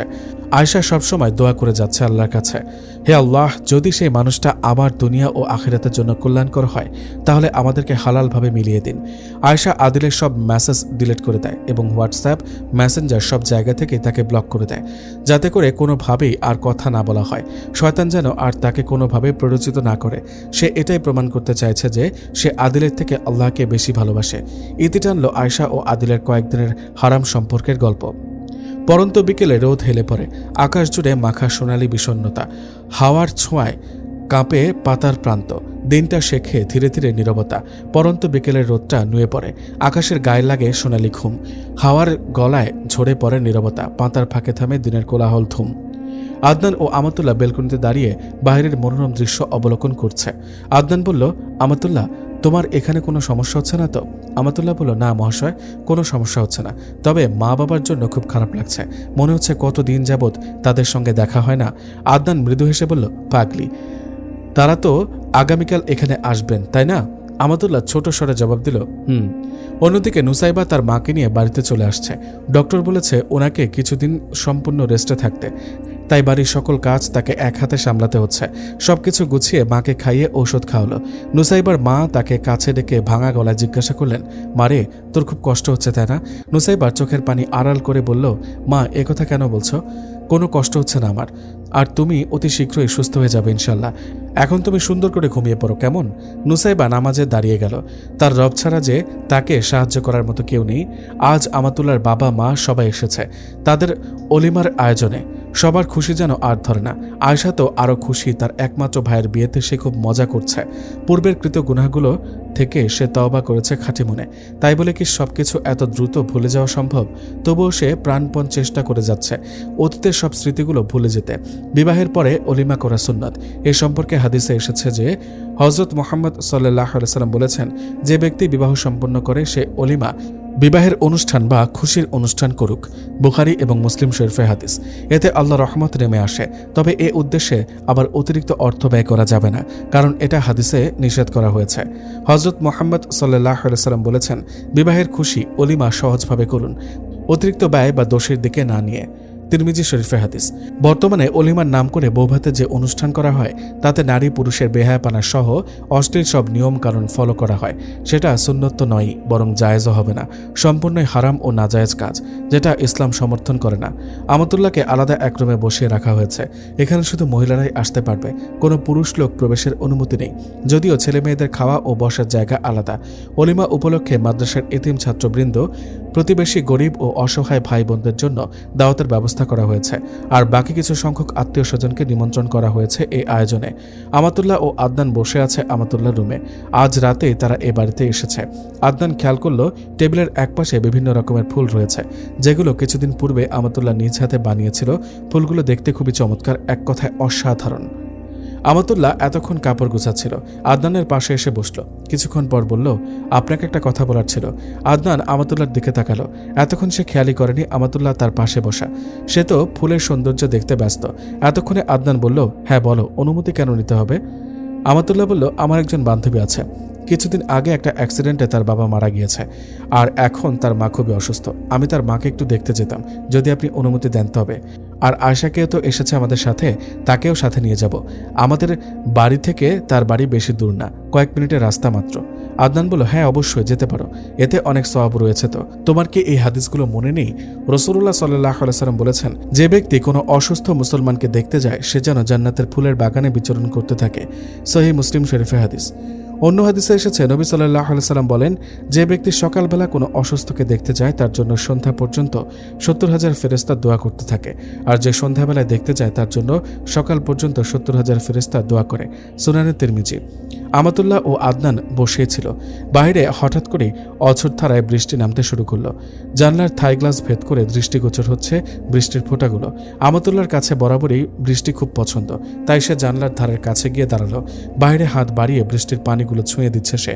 বৃষ্টির পানি ছোঁয়া মানেই যেন হঠাৎ করে নিজেকে আবার জীবিত মনে করা। আকাশ থেকে নেমে আসা ঠান্ডা ফোঁটাগুলো ত্বকে পড়তেই মনটা হালকা হয়ে গেল। সব ক্লান্তি, জমে থাকা দুঃখ ধুয়ে যাচ্ছে। আর মনে মনে পাঠ করছে, আল্লাহুম্মা সাগিবান নাফিআ। অর্থ, হে আল্লাহ, এটাকে আমাদের জন্য উপকারী বৃষ্টি বানিয়ে দাও। ওগো মাবুদ, যেমন তুমি এই বৃষ্টি দিয়ে জমিনকে জীবিত করছো, তেমনি আমার অন্তরকে ইমানে জীবিত করে দাও। আমার গুনাহ ধুয়ে দাও আর আমাকে তোমার নিকটবর্তী করে নাও। আদনান উঠে এসে আমাতুল্লাহর পাশে দাঁড়িয়ে বলল, আমাতুল্লাহ, তোমার কাছে বৃষ্টি ভালো লাগে তাই না? আমাতুল্লাহ হ্যাঁ সূচক মাথা নেড়ে বলে, ভীষণ ভালো লাগে, অনেক বেশি ভালো লাগে, চলুন না আমরা বৃষ্টিতে ভিজি। আদনান আশ্চর্যের চরম পর্যায়ে পৌঁছে গেল। কি বলো, এত রাতে বৃষ্টিতে ভিজবে তুমি? ঠান্ডা লেগে যেতে পারে। আমাতুল্লাহ এক প্রকার জোরাজুরি করে আদনানকে ছাদে নিয়ে গেল। আমাতুল্লাহ বেশ মজা করে বৃষ্টিতে ভিজছে। আদনান বিমোহিত নয়নে তাকিয়ে আছে তার প্রিয়তমার দিকে। আদনানের ধ্যান ভাঙে আমাতুল্লাহর ডাকে, কি হলো, আসেন। আদনান বলল, না, আমি বৃষ্টিতে ভিজব না। সে ছাদের দরজায় দাঁড়িয়েছিল।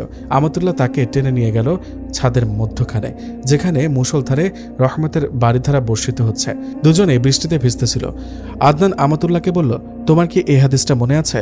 আনাস ইবনে মালিক রাদিয়াল্লাহু তাআলা আনহু বলেন, একদিন আমাদের উপর বৃষ্টি নামলো। রাসূলুল্লাহ সাল্লাল্লাহু আলাইহি ওয়াসাল্লাম তার কাপড় সরিয়ে বৃষ্টিতে ভিজলেন। আমরা বললাম, ইয়া রাসূলুল্লাহ, আপনি কেন এমন করলেন? তিনি বললেন, কারণ এই বৃষ্টি তার প্রতিপালকের কাছ থেকে সদ্য আগত। সহিহ মুসলিম শরীফের হাদিস। অন্য হাদিসে এসেছে, রাসূলুল্লাহ সাল্লাল্লাহু আলাইহি ওয়াসাল্লাম বলেছেন যে, দুটি সময়ের দোয়া প্রত্যাখ্যাত হয় না, যেমন এক আজানের সময়, দুই বৃষ্টির সময়। সুনানে আবু দাউদ। তারা দুজন এই বৃষ্টি ভেজা আনন্দঘন মুহূর্তে একসাথে বৃষ্টির পানি হাতে নিয়ে মনে মনে দোয়া করছে রবের সমীপে। এ যেন এক মনোমুগ্ধকর দৃশ্য।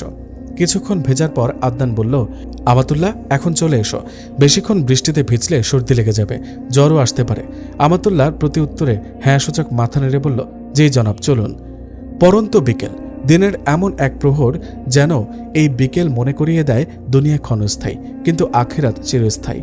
দিনের ভুল ত্রুটি ক্ষমা চাইবার, নিয়ত শুদ্ধ করার এবং কৃতজ্ঞতা জানানোর এক অপূর্ব মুহূর্ত। এটি জিকিরের সময়, তওবার সময়। এই সময়ের পর মাগরিবের আজান প্রতিধ্বনিত হয়। বাতাসে ভেসে আসে আল্লাহু আকবার। আজান শুনে মনে হয় দুনিয়ার ব্যস্ততা থামাও, এখন রবের সামনে দাঁড়াও। তাই পৃথিবীর সব কোলাহল থেমে গিয়ে মানুষ দাঁড়িয়ে পড়ে রবের সামনে। সূর্যাস্ত আমাদের মনে করিয়ে দেয় জীবনও একদিন এভাবেই অস্ত যাবে, কিন্তু মুমিনের জন্য এই অস্ত যাওয়ার পরে রয়েছে এক চিরস্থায়ী আলো। নাইম নিরিবিলি রাস্তার এক পাশ দিয়ে হেঁটে যাচ্ছে, গন্তব্য নিজ বাড়ি। মাদ্রাসা ছুটি হয়েছে আরও আগে। মাদ্রাসার মসজিদ থেকে আসরের সালাত আদায় করে বের হয়েছে সে, কারণ বাড়িতে পৌঁছাতে প্রায় মাগরিবের ওয়াক্ত হয়ে আসবে। এই জনমানবহীন নির্জন রাস্তায় হাঁটতে বেশ ভালোই লাগছে তার। তাছাড়া প্রকৃতির অপরূপ সৌন্দর্যতা আছে। সে মনে মনে ভাবছে, আল্লাহকে দেখার জন্য আরো সে যেতে হয় না। তার সৃষ্ট প্রকৃতির অপরূপ দৃশ্য ও অন্যান্য সৃষ্টিগুলি দেখলে বোঝা যায় তিনি কতটা মহান ও সার্বভৌমত্বের অধিকারী, কতটা অতুলনীয় তার সকল সৃষ্টি। নাইম আনমনে হাঁটছে আর এসব ভাবছে। হঠাৎ অসাবধানতা বশত একজন মহিলার দিকে চোখ পড়ে যায় নাইমের। নিচের দিকে তাকাতেই তার মনে পড়ে গেল এই মহিলাকে সে চেনে, কোথায় যেন দেখেছে। পরক্ষণে মনে পড়ে যায় তার। মহিলাটি চলে যেতে নিলেই নাইম বলল, আসসালামু আলাইকুম আন্টি, কেমন আছেন? মহিলাটি সালামের উত্তর দিয়ে বলল, বাবা, কে তুমি? আর আমাকেই বা ডাকছো কেন? আমি আন্টি নাইম। আপনি তো হয়তো আমাকে চিনবেন না। আমি আপনাকে একদিন হাসপাতালে দেখেছিলাম। শাহিনা বেগম, নুসাইবার মা, বললেন, ও তুমি সেই ছেলেটা যে সেদিন আমাদেরকে আগে সিরিয়াল দিয়ে সাহায্য করেছিল? নাইম হালকা হেসে বলল, জি আন্টি। এখন আপনার কি অবস্থা? এই তো আলহামদুলিল্লাহ ভালো। তুমি কেমন আছো বাবা? এই তো আলহামদুলিল্লাহ ভালো। কোথায় গিয়েছিলেন এদিকে? শাহিনা বেগম বললেন, এই তো একটু কাজে গিয়েছিলাম, এদিকে গিয়েছিলাম, এখন বাড়িতেই যাচ্ছি। রাস্তার বাম দিকে ওই যে বাড়িটা দেখা যাচ্ছে না, ওইটাই আমাদের বাড়ি। দাওয়াত রইল তোমার। একদিন তোমার ফ্যামিলির সবাইকে নিয়ে আসবে কিন্তু বেড়াতে। জি ইনশাআল্লাহ আন্টি, আসবো। দোয়া করবেন আমার জন্য। শাহিনা বেগম মুচকে এসে বললেন, ফিয়ামানিল্লাহ। রাত 8টা ছুঁই ছুঁই। নাইম রান্নাবান্না শেষ করেছে মাত্র। তার মায়ের রুমে গেল খাবার দিতে। তার মা তাকে বলল, বাবা, এজন্যই তো বলি একটা বিয়ে কর, তাহলে আর তোকে এভাবে প্রতিদিন কষ্ট করতে হবে না। আমার অসুস্থতা দিন দিন বেড়েই যাচ্ছে, না জানি কখন দুনিয়া থেকে বিদায় নিতে হয়। তাই আমার শেষ ইচ্ছাটা পূরণ কর বাবা, আমি তোর বউ দেখে যেতে চাই। বলেই কাঁদতে লাগলেন। নাইম বলে ওঠে, মা, তুমি মাঝে মাঝে এই কথাগুলো বলো, আমার কি পড়াশোনা শেষ নাকি? এখনই বিয়ে করব? নাইমের মা একটা দীর্ঘশ্বাস ছেড়ে বলল, আচ্ছা, তোর বন্ধু আবরার কি বিয়ে করেনি? তার কি লেখাপড়া শেষ নাকি? তাছাড়া শান্তর বইয়েরও তো ডেলিভারি ডেট প্রায় চলে এসেছে, এখন 8 মাস চলে। তার সন্তান হলে তখন তো আরও সমস্যা, কে সামলাবে সবকিছু? আজ যদি তার বাবা মা বেঁচে থাকতো তাহলে একটা কথা ছিল, এতটা ভাবতে হতো না আমাকে। অন্যদিকে আমি তো অসুস্থই, কিভাবে কি করব বল? প্রত্যুত্তরে নাইম বলল, আচ্ছা মা, তুমি এত টেনশন করো না তো, আল্লাহ একটা ব্যবস্থা করে দিবেন ইনশাল্লাহ। আমি বিষয়টা ভেবে দেখব, এখন তুমি খেয়ে নাও। বাহির থেকে নাইমের ভাবি রুবা সবকিছুই শুনে ফেলেছে। সে এদিকে ড্রয়িং রুমে এসেছিল একটু পানি খেতে। যাওয়ার পথে তাদের মা ছেলের কথোপকথন শুনে আনন্দে তার চোখে পানি এসে গেল। কোনো শাশুড়ি কি এতটা ভালো হতে পারে, এতটা ভালোবাসতে পারে তার ছেলের বউকে? তার জানা নেই। আলহামদুলিল্লাহ, আল্লাহ তাআলা আমাকে রহম করেছেন। মায়ের মতো একজন শাশুড়ি ও দায়িত্ববান একজন স্বামী দিয়েছেন, আর কি চাই? সুন্দর একটা সকাল। প্রভাতের আলো যেন আল্লাহর রহমতের নরম ছোঁয়া। সূর্যের প্রথম কিরণ যখন পৃথিবীর কপাটে আলোক ছটা ছড়িয়ে দেয়, মনে হয় যেন প্রতিটি প্রাণের জন্য নতুন একটি দোয়া এসেছে। এ সময় নামাজের আমল, কোরআনের তিলাওয়াত এবং ধ্যান সবকিছু হৃদয়কে প্রশান্তি এনে দেয়। সকালের বাতাসে যেন ইমানের গন্ধ, পাখির কুজনে যেন জান্নাতের সুর। এই শান্ত মুহূর্তে আমরা আল্লাহর কাছে মন খুলে দোয়া করি, কৃতজ্ঞতা প্রকাশ করি। সকালটি কেবল দিনের শুরু নয়, এটি হৃদয়ের শুদ্ধি, আত্মার প্রশান্তি এবং নৈতিকতার আলো। নাইম ফজরের সালাত শেষে কোরআন থেকে সূরা ইয়াসিন পাঠ করছে, কারণ হাদিসে এসেছে রাসূলুল্লাহ সাল্লাল্লাহু আলাইহি ওয়াসাল্লাম বলেছেন, ইয়াসিন সূরা হলো কোরআনের হৃদয় এবং যে ব্যক্তি এটিকে পড়ে আল্লাহ তার জন্য একাধিক তুষ্টি ও বরকত প্রদান করেন। বুখারী ও মুসলিম শরীফে হাদিস। সেজন্যই প্রতিদিন সকালে সে সূরা ইয়াসিন পাঠ করে। আজও এর ব্যতিক্রম হয়নি। কোরআন তেলাওয়াত শেষ করে নাইম কিতাবপত্র গোছাচ্ছে। গতরাতে পড়াশোনা করে সবগুলো এলোমেলো করে রেখেছিল, গোছানোর সময় হয়নি আর, তাই এখন পরিপাটি করছে। দরজা খোলার শব্দ পেয়ে সে কিছুটা চমকে গেল।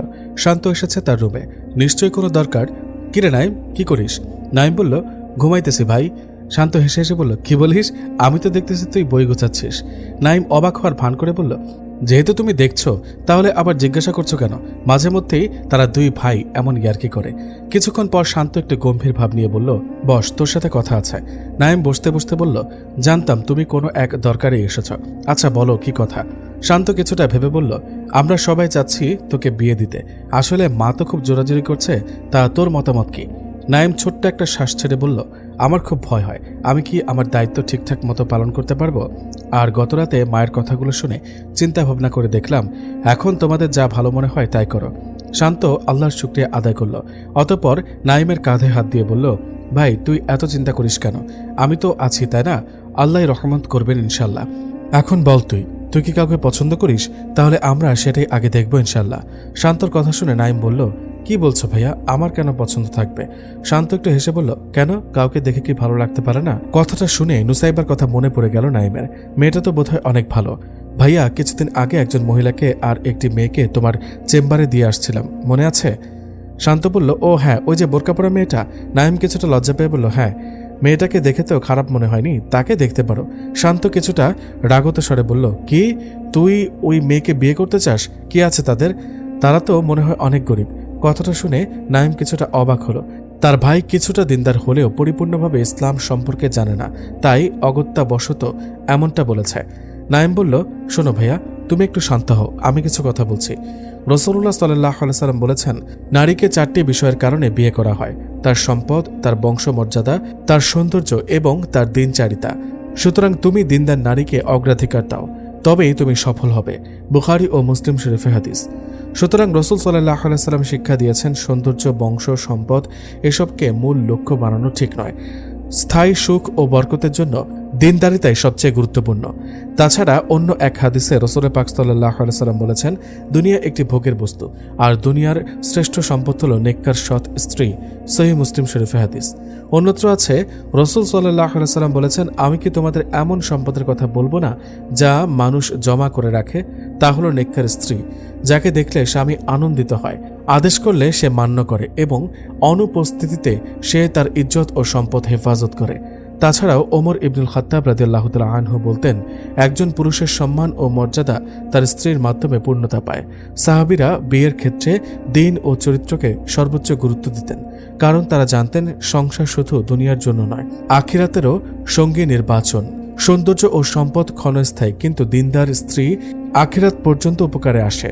সংসারে শান্তি, বরকত ও নেক সন্তান পাওয়ার বড় মাধ্যম হল নেককার স্ত্রী। এ পর্যন্ত বলে নাইম বলল, ভাইয়া, এখন কি তুমি বুঝতে পেরেছ? শান্ত মুখ নিচু করে বসেছিল।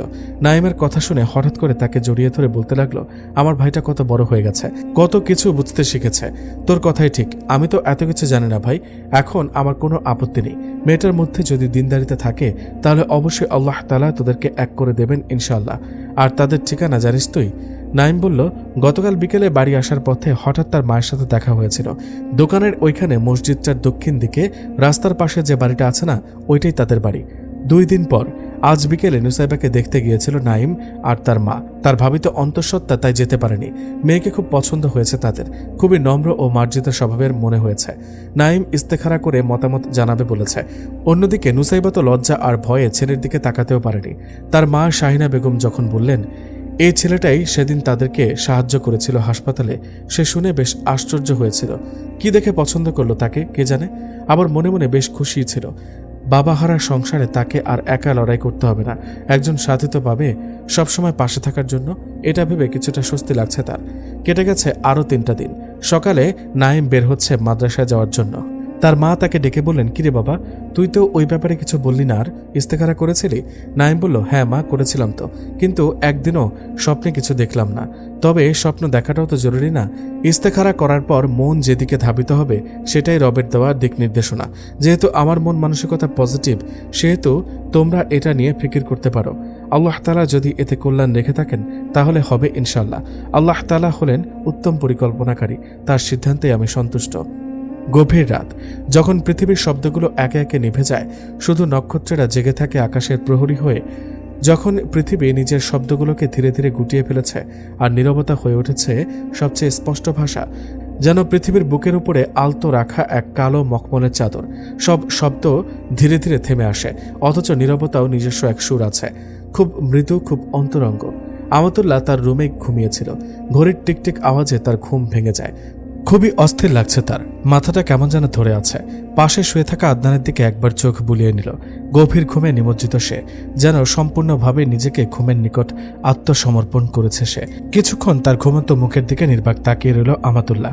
একটু পর সে অনুভব করল ভীষণ পানির পিপাসা লেগেছে তার, তাই সে আস্তে আস্তে উঠতে চেষ্টা করল।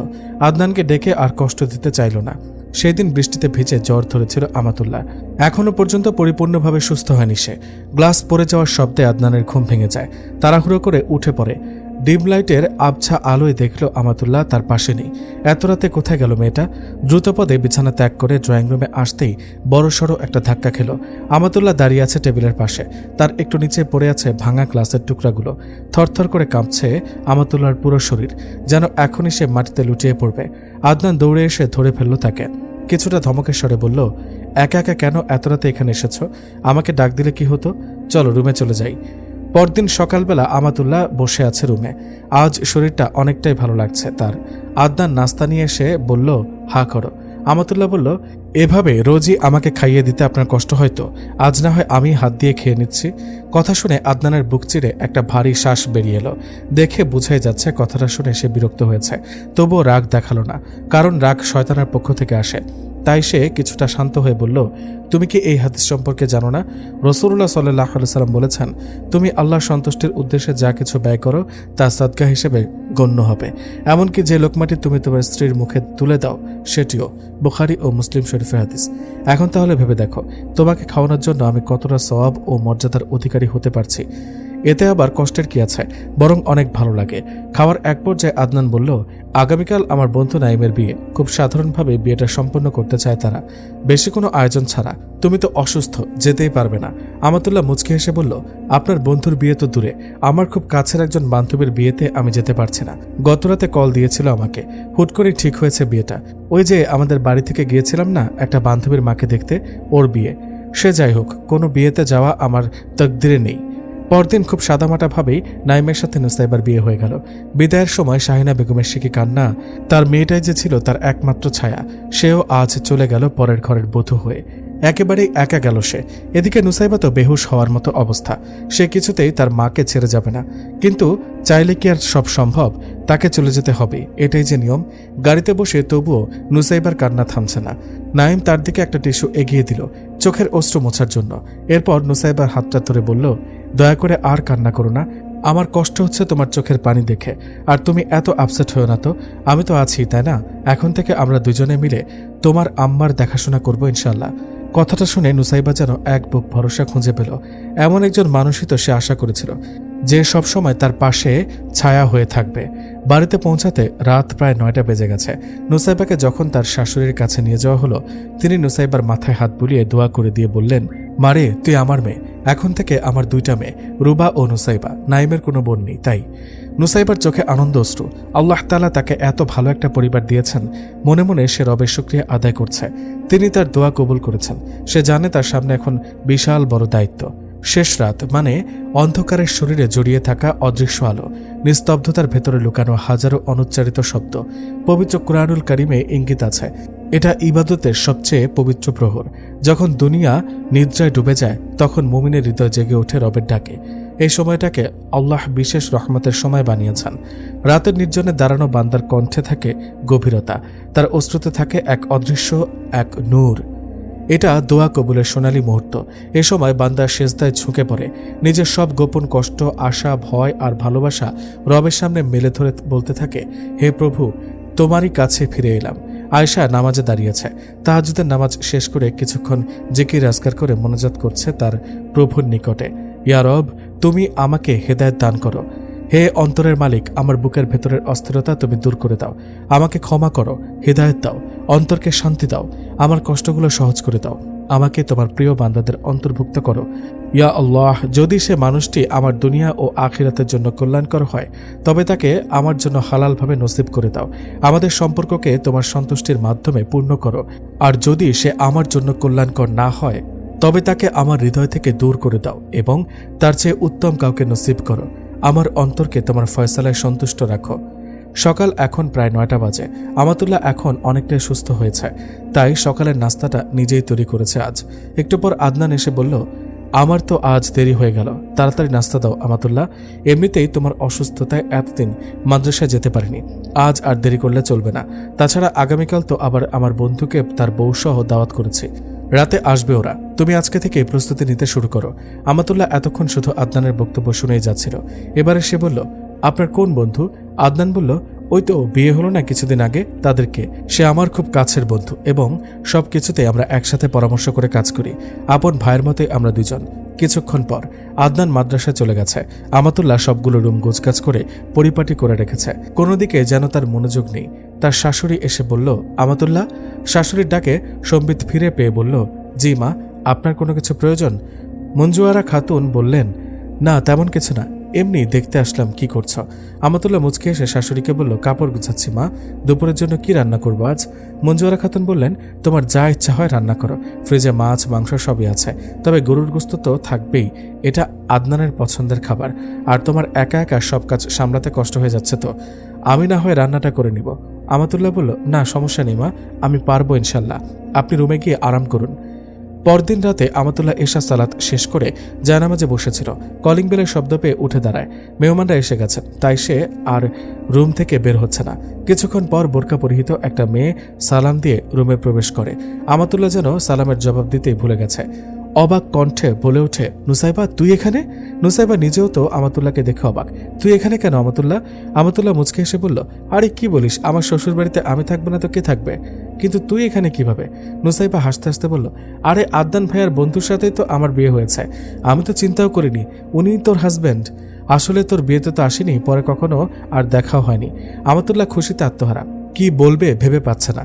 সে ভাবতেই পারছে না তাদের দুই বান্ধবীর বিয়ে দুইজন ঘনিষ্ঠ বন্ধুর সাথেই হয়েছে। আদনান রুমের বাহির থেকে সালাম দিল। আমাতুল্লাহ গিয়ে বলল, আমি নাস্তা রেডি করে রেখেছি, আপনি নিয়ে যান। আর একটা কথা না বললেই নয়, আপনার বন্ধুর বউ হচ্ছে আমার সেই কাছের বান্ধবী নুসাইবা। আদনান বলল, সত্যি? এটা কি করে হয়, অথচ আমরা কেউই জানি না? আচ্ছা তুমি রুমে যাও, আমি নাইমকে নাস্তা দিয়ে আসি। নাইম ড্রয়িং রুমে বসে আছে। আদনান নাস্তার ট্রেটা টেবিলে রেখে বসতে বসতে বলল, কিরে দোস্ত, আমাতুল্লাহর বান্ধবী নুসাইবাই যে তোর বউ, এটা আমাকে জানাসনি কেন? নাইম তো বিস্ময়ে হতবাক। কি বলিস? আমি তো নিজেই কিছু জানি না। তাহলে তো ভালোই হলো, আগে থেকে চেনা জানা তাদের, তারা সবাই এতে খুব খুশি হয়। 1 বছর পর আমাতুল্লাহ এখন 9 মাসের গর্ভবতী।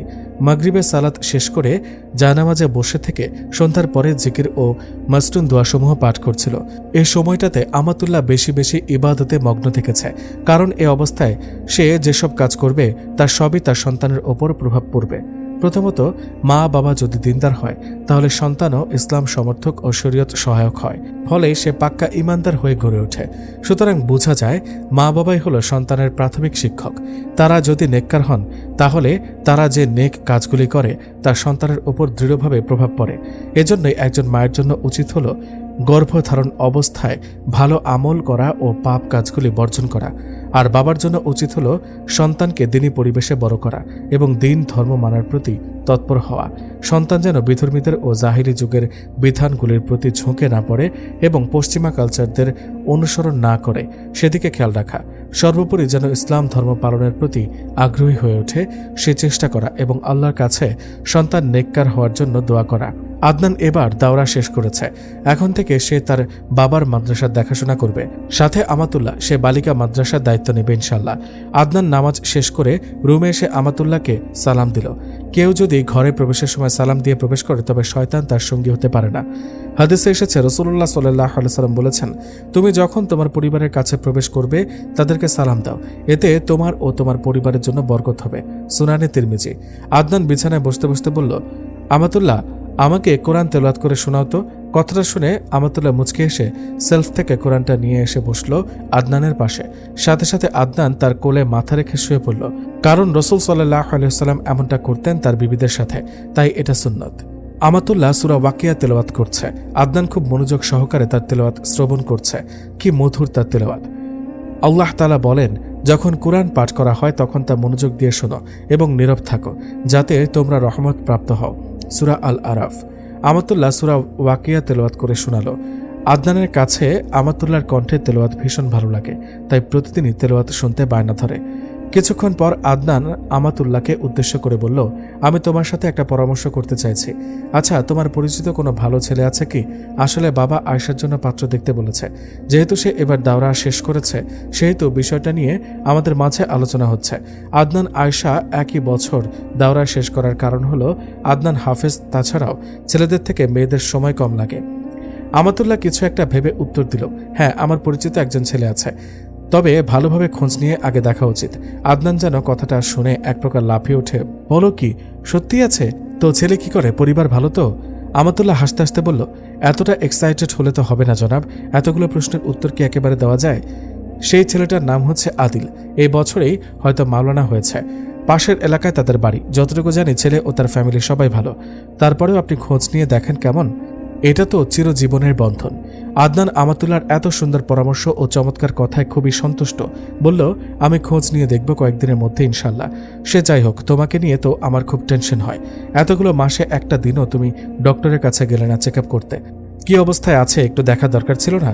আমাতুল্লাহ ছোট্ট একটা শ্বাস ছেড়ে বলল, কোনো সমস্যা নেই, আপনি নিশ্চিন্তে থাকুন, আল্লাহ ভরসা। আশা করি কোনো সমস্যা হবে না ইনশাল্লাহ।